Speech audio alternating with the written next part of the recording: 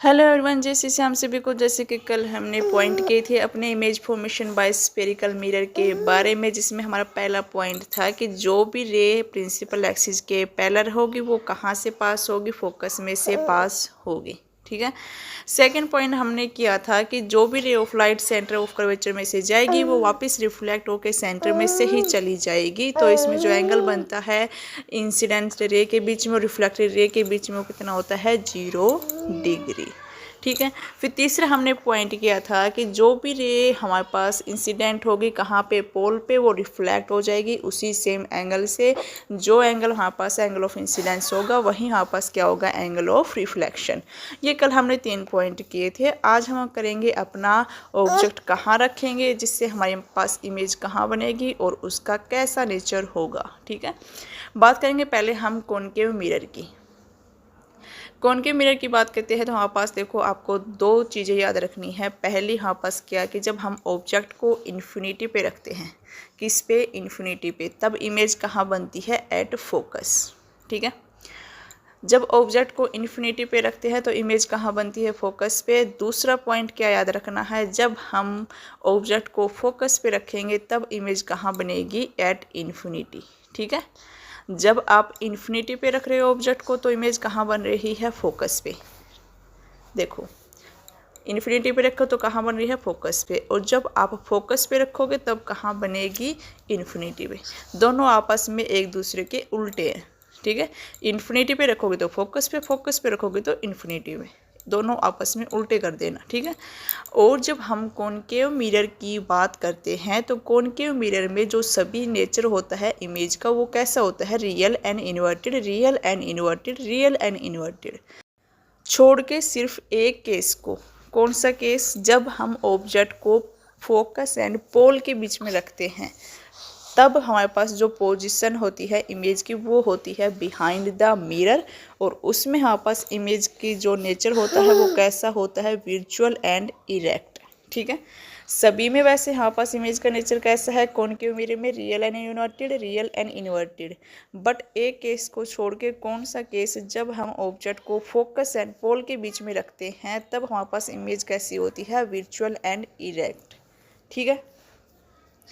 तो हम यहाँ पे बात करते हैं रियल की। रियल और जो हमारे पास वर्चुअल इमेज होती है, ठीक है, इनमें फ़र्क क्या होता है। जब हम रियल की बात करते हैं तो मतलब वास्तविक, जो हमारे पास किस पे बनती है, स्क्रीन पे।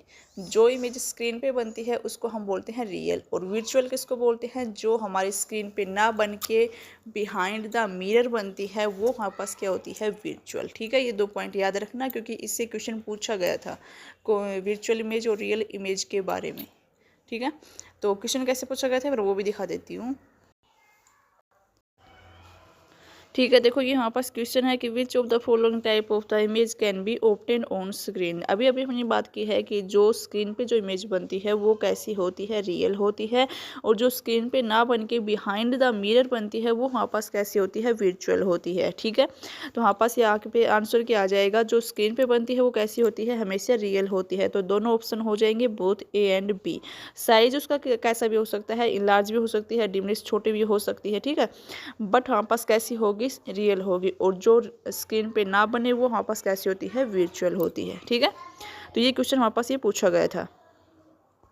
तो हमारे पास जो कॉनकेव मिरर की बात करते हैं तो इसमें जो हमारा जो नेचर होता है इमेज का वो कैसा होता है, real and inverted, real and inverted, real and inverted. खाली एक केस को छोड़ के, वो कौन सा केस है, जब हम ऑब्जेक्ट को कहाँ रखेंगे, बिटवीन फोकस एंड पोल के बीच में, तब हमारे पास कैसी होगी, वर्चुअल एंड इरेक्ट। ठीक है। क्योंकि यहाँ पे इमेज स्क्रीन पे ना बन के कहाँ बनती है, बिहाइंड द मिरर।